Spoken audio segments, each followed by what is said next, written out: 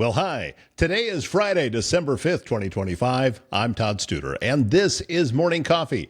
Work continuing at the studios on Willow, and we are looking forward to have completely operational spaces for you to be able to use.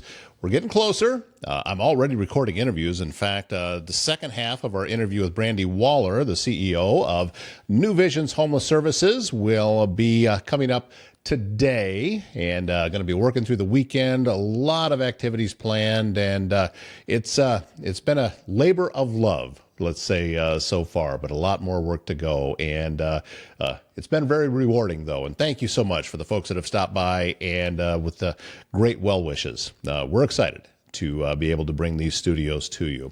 Morning Coffee is brought to you today by Steve Erlob, your Edward Jones financial advisor in Council Bluffs. Learn how he can help you reach your financial goals. Visit edwardjones.com for more. Edward Jones, member SIPC. You know that technology should work for you, not against you. And at ThinkSpace IT, they provide expert IT solutions to keep your business running smoothly and securely.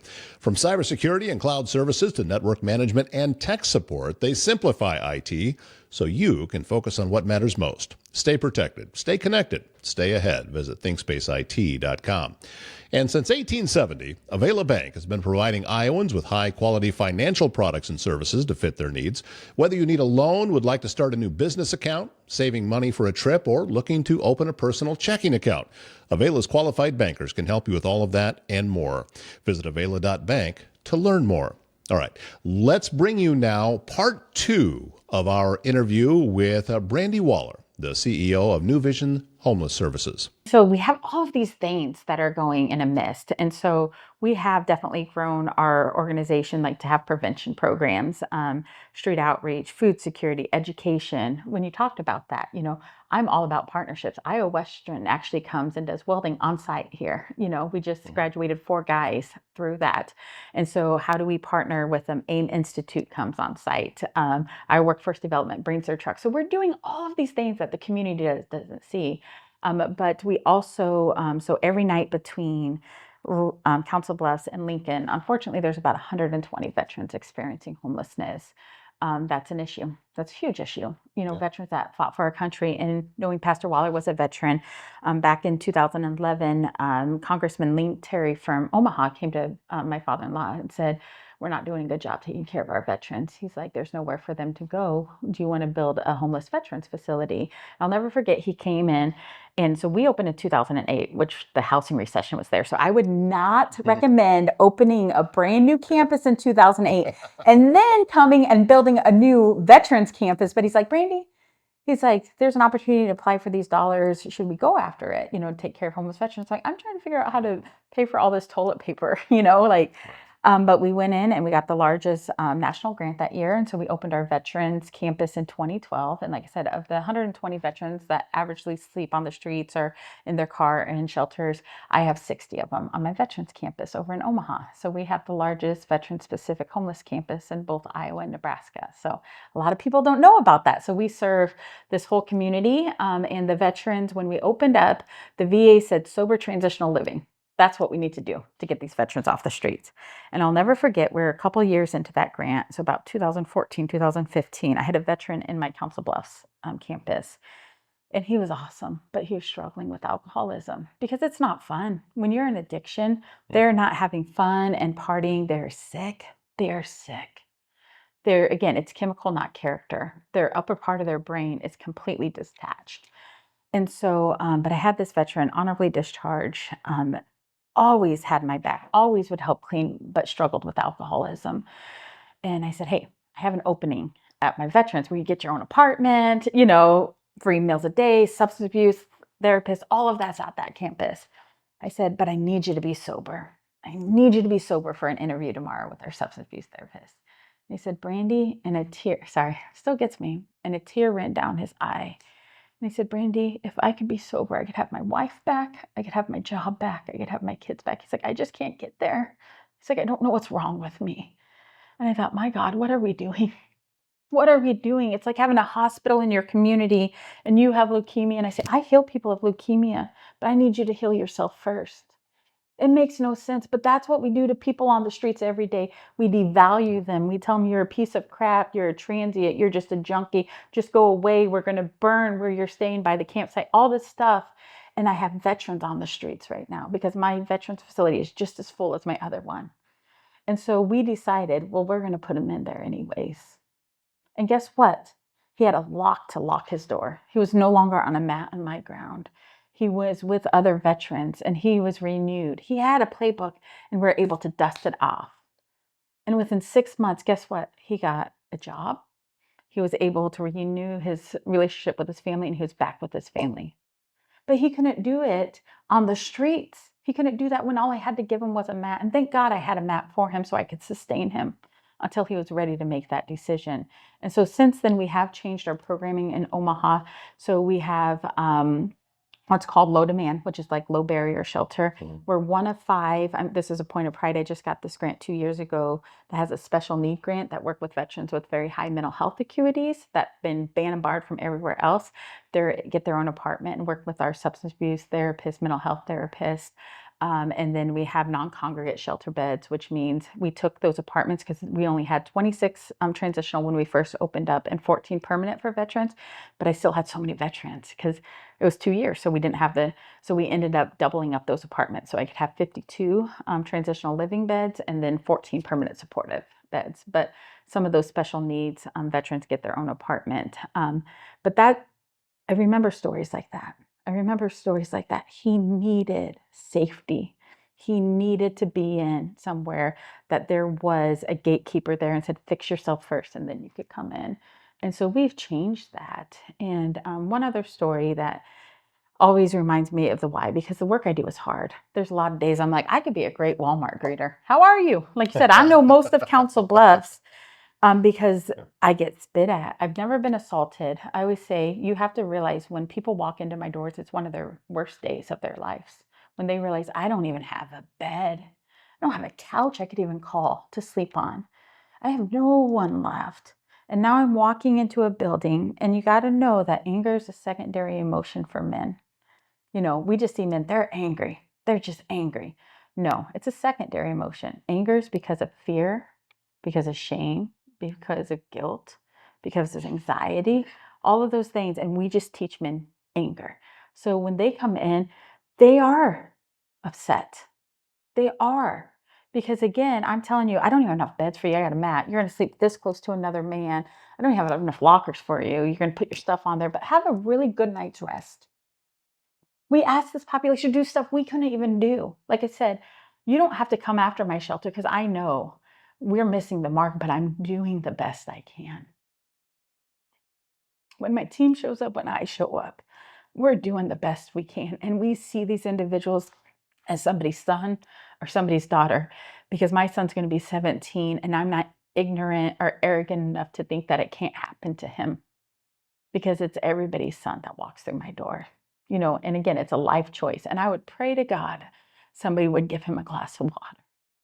I would pray to God somebody would take him out of the cold, regardless of himself, to be able to sustain him long enough to make a better decision. And that's what we do at New Visions.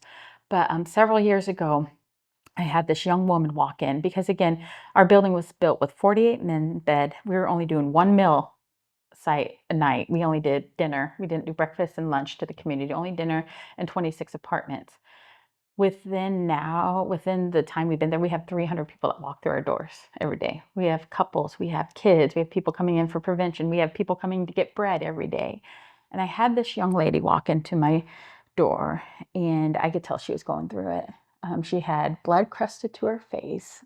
She had dirt all over. When I first took over, there was nowhere for women to shower in the community. Nowhere. Nowhere. I was letting women shower in my gang style men's shower. Like I was like, oh, you could go shower in there and I'll put somebody I say trust outside. I didn't even have individual shower things. They were just the gang style. Yeah. I was the only place where we could go and shower. And so I put women's showers, and it was because of this story, into the community restroom so the women don't have to go into the men's shelter, but nowhere in the community at the time had anywhere else for them to shower. And so this girl has not showered for a long time. And she walks in, I could tell she's just having a bad day. And I looked at her. I said, "Hi, my name's Brandy. Can I help you?" And she looked at me. She's like, "Why do you think you could help me?" And that's a valid question. And I could have done two things. I could have said, I have 300 other people coming through my doors today. I'll go to them who's being nice. Or I could look at her and say, looks like she's having a bad day. And that's what I did. Because that's true grace, is not seeing somebody the hurt or they're angry, but why? And I said, well, I don't know if I could help you or not, but I could give you a washcloth and some soap. And you could go wash your face. We could help you get some clean clothes. I could get you some food, but I'll get you a hygiene kit and I'm in here if you want to talk. And she's like, okay. So she took it. She went in and she went and washed her face, Todd. She washed her face. And she came back in my office and kind of was a little sheepish as she looked around. She said, "You said your name's Brandy?" I said, "Yeah." She's like, "Well," I said, "have a seat." I said, "Honey, what's going on?" Because she was able to take a breath because she's living out of that fight, flight, or Yeah. freeze, and she's going into a men's shelter because there's nowhere else she could go in our community. And she's afraid and she's scared. And I said, "What's going on?" And she just started talking to, "Da, da, da, da, da." And she's like, "I'm staying out in the campsite with my boyfriend and his friend, and they're beating me up because it said it's my fault. We got kicked out of my boyfriend's friend's mom's house for not cleaning it." And I said, "Okay, number one, honey, and from even my past, it's never okay to have somebody put their hands on you. I've seen my mom endure that for years, and that is not love." And I said, "That's not okay." I said, "Can we get you into a domestic violence shelter or whatnot?" She's like, "No, I can't go to shelters. I can't." And again, trauma-informed care isn't what's wrong with you, but what happened? Well, why? And she said, "I'm 17 years old." And my heart dropped. My heart dropped. She looked older than I did. And I'm like, I said, "Okay." I said, "What about like a children's square or Boys Town?" She's like, "You can't make me go back. I've been in and out of foster care since I've been 13. And my uncle has custody of me now. He just wants my check and he doesn't care about me. And you can't make me go back." I'm like, oh my gosh, I have a child sitting in my shelter right now. This one that people want to villainize and call us all sorts of things. And they have no clue what we see every day. And I have this little girl.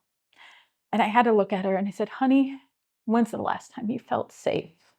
I've never had to look my kids in the eyes and ask them when the last time they felt safe was. And she had to think about it. And she says, before it got really bad, my mom would take us and we'd stay with my great aunt out in Malvern. And I really liked it there. And I said, "Awesome." I said, "What's her phone number?" How many of us knew our great aunt's phone number at 11, 12? Yeah. She's like, "I don't know." I said, "Do you know her last name?" And she's like, "I don't know." And so I now live in Neola, so I know how kind of smaller Mhm. communities work. I said, "Well, what do you remember about Malvern?" And she said, "We'd go to the Casey's and get a donut every day." I said, "Well, let's call the Casey's."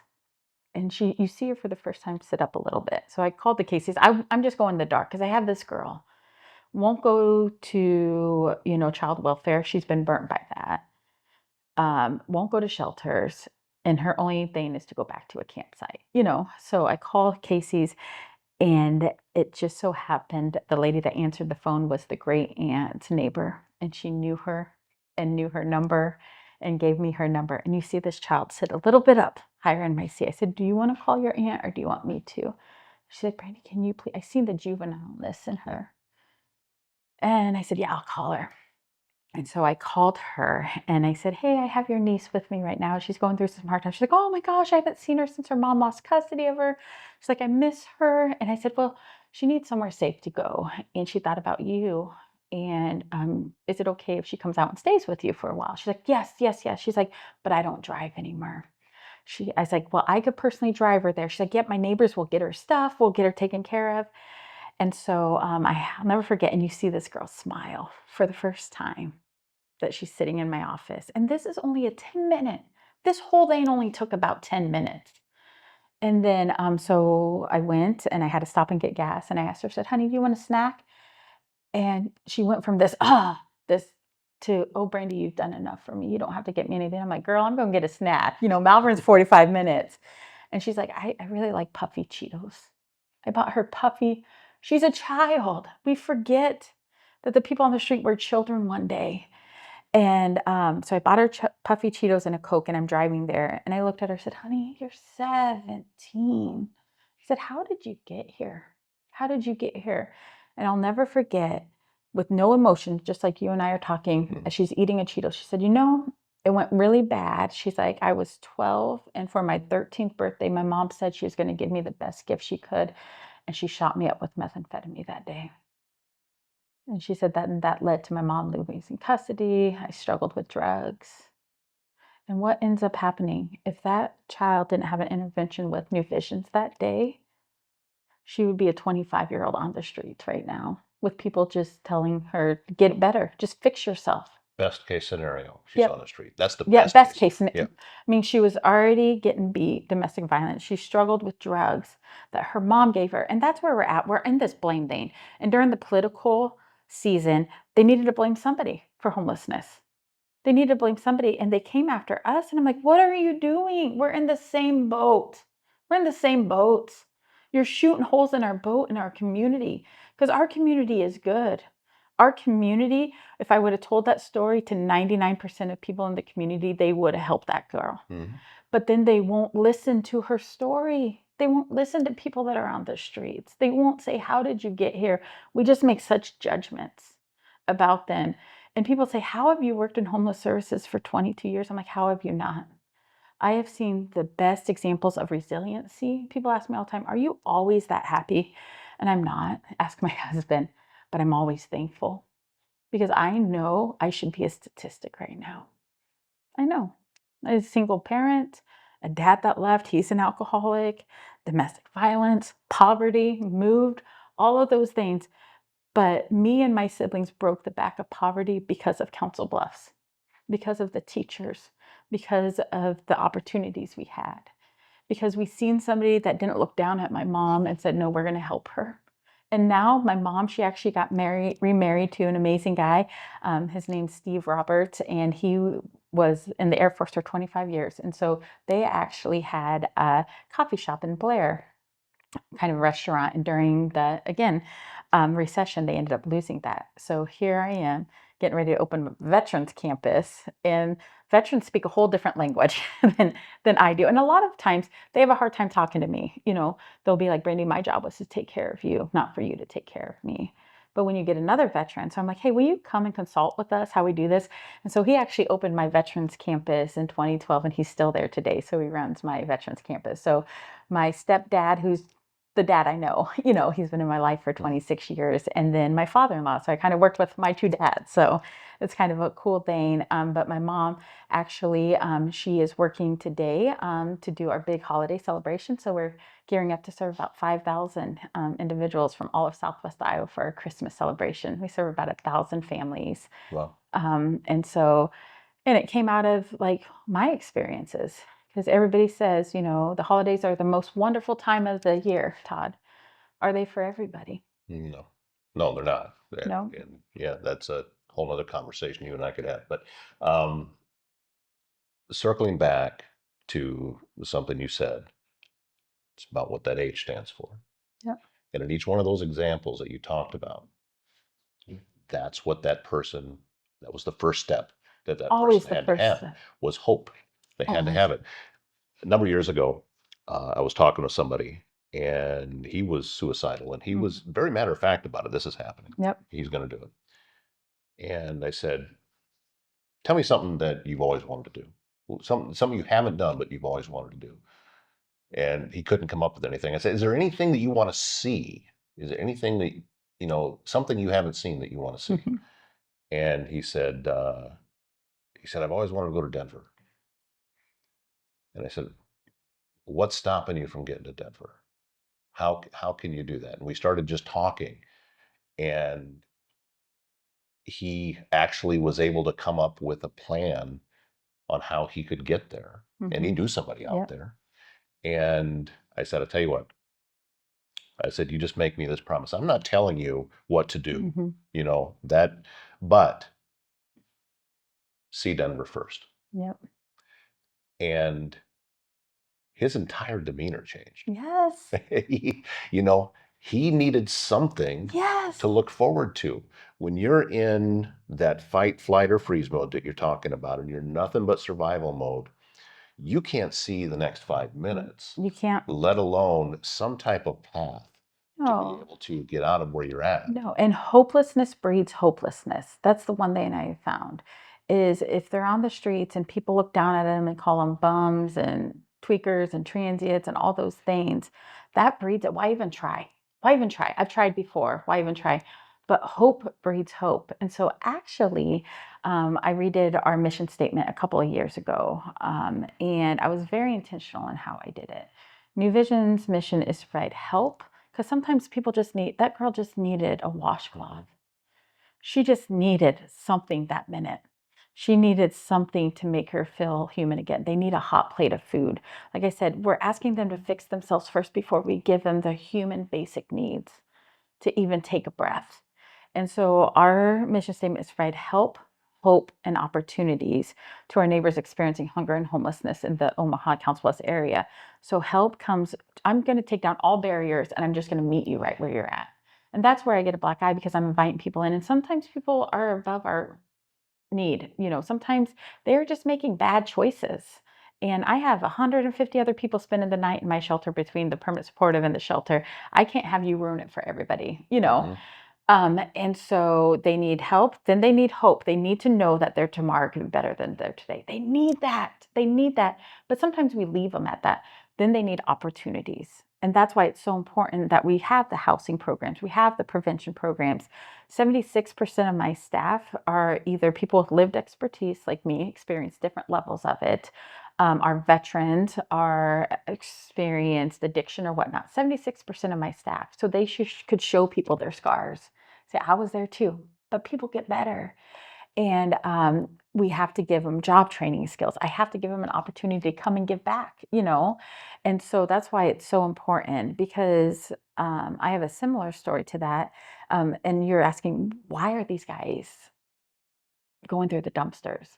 Well, if you lose your ID, you know how hard it is to get an ID? We get about 500 people's mail at New Visions, people that are couch surfing, people that are Mhm. transient. But to get an ID, you have to show proof of residency for 30 days. So you have to so I have people with no ID come in. We have people that are getting discharged from jail, which blows my mind that you know who they are to charge them with a crime, but then you just put them out on the streets and say, hey, get a job. They have no ID. Like, help them get an ID before you put them on the streets, because now they're coming to us. So now I have to send a piece of mail to New Visions with your name on it with an address so we could start that. But to get an ID, you have to have a birth certificate and social security card. But to get a birth certificate and social security card, you have to have your ID. Ready to go and get a job. And so we get tons of people's mail. And so I don't know everybody that walks through our doors. We have so many people that come in, come out. But I like to go up there and do mail when we get mail in. So I get to see these guys' names and, because names matter. And I was walking through my dining hall one day. And again, men aren't generally like if you sat down and told me all about your traumas and I just met you, like, that's kind of weird. Right. We don't do that as human beings, but everybody has all these stories that come in here, and it takes building trust. And you're not going to use my trauma against me. You're not going to, because they beat themselves up bad enough that they don't need anybody else to. But I got this gentleman mail, and a couple weeks later, I just seen it, his nonverbal. He's sitting at my dining room table, which again, that's not perfect because I have to have cafeteria tables. Um, in my dining hall because we feed breakfast, lunch, and dinner. And then we have to fold them all up and push them down and then put mats down. So people don't want to sit for 8 hours at a cafeteria table. I mean, I don't have room for any more people. I mean, there are people when it's cold every corner of our place. But he's sitting at the dining room table and I could see he's going through it. And I said, hey, Steve, how are you? And he looked up at me. He says, you know my name? I said, if it's Steve, I'm doing okay. He's like, it is. And I said, well, I met you a while ago, but if you need me, I'll be in the offices. Just let me know. And he's like, okay. Sorry. He's like, okay. And so that's all it was, a 30-second conversation. And a couple weeks later, Steve came into the office and he asked for me. He's like, hey, is Brandy here? And I came up and I seen him and he just looked better. I'm like, Steve, looking pretty good, my friend. I could just tell. He's like, yeah, I'm leaving the shelter today. I'm like, oh, I'm so proud of you. And he's like, I want to tell you thank you, Brandy. And I said, I handed him his mail. That's all I did. And I said, how are you, Steve? And he said, when you stopped me at that dining hall table, I was thinking of all the ways I could kill myself. It's like I didn't matter anymore. He's like, my family wouldn't talk to me and I was going to kill myself. Like I was going to go into the woods and I was going to hang myself. It's like I was coming up with a plan. He said, you stopped and you remind me I have a name. He's like, that gesture reminded me not to give up that day. And he's like, I wouldn't be here right now, but I just want to thank you. It's all we do. And it just, again, it just breaks my heart that people don't get to see what I see. Doing this for 20 years, people get better. I've had 15,000 men go through my shelter, Todd. 15,000 in the 18 years. There's not 15,000. You know, I slept close to 120 last night. It's colder now, so there might be 100 on the streets. People get better. But again, if we as a society devalue a whole culture of people and push them out and tell them to just do better without the tools to do better, it's going to get worse. Well, obviously, I can't solve homelessness. You can't. I can't. Uh, I can't solve everybody's problems that are there. But what I can do is give you a conduit to tell these Yes. stories. I can give you an opportunity to let a few more people know. Yeah. And that's what I'm going to do. Thank you. And, obviously we could sit here for hours. We can. And I'm sure that, you have weeks worth of stories without stopping and talking. Years. Right. But I'd like to continue this and let's get you on. Let's talk about some of the different things that as a community we can do to make things better and to try to help some people. And the fact that, you're talking about success stories, you're talking about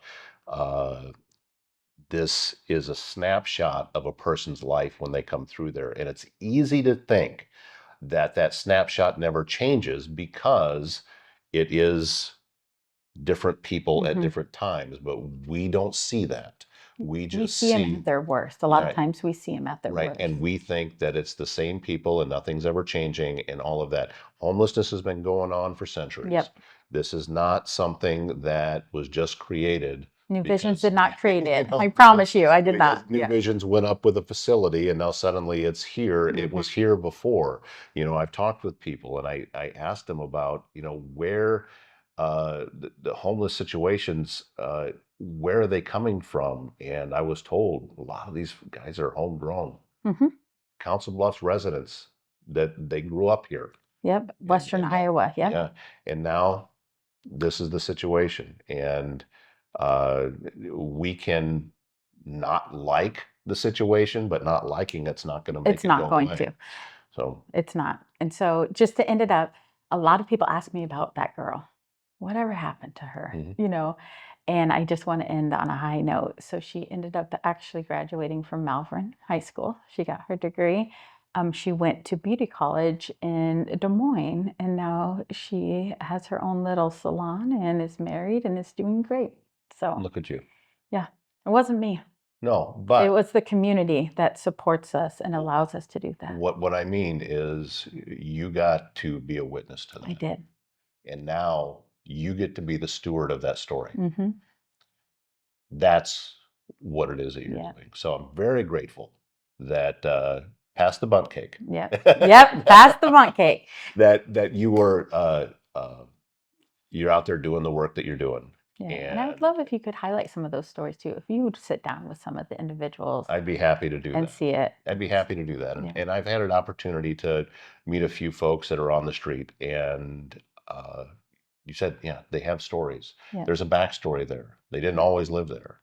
And sometimes it's the decision, sometimes it's a situation that caused it. But nonetheless, we have to be there and to help folks get through that and to get back. And sometimes it is just a matter of listening because when you're in it, you can't see it. You can't. I can't see my own problems and I've just got, just the stuff that I'm dealing with and I can't always see it. So imagine being in a situation to where, you you're hungry and you've got nothing there and you've got no place to go and you're just sitting under a tree or whatever the case might be happening, you can't think. You can't. It's really, really difficult. So let's let's continue these Let's do it. conversations. All right. Yep. And I'm happy to have you, and thrilled that you even brought what you did here today. I mean, it was very kind. No, the I'm, gifts. I'm excited to celebrate how you've been able to share the story of Council Bluffs. Again, this is my home. Mhm. I love Council Bluffs. We are not a second part community. And even talking about homelessness, and the most night we've ever had is 400 people in Council Bluffs experience homelessness. Out of 62,000, that's not even 0.5% of people. Look at the good. And every time I tell people when they walk into our facility, you might feel so alone, but look up, because every time I hand out a hot meal, every time I give somebody a pair of socks, I gave that girl a washcloth and a bar of soap, doing Christmas for 1,000 families, it's because our community is good.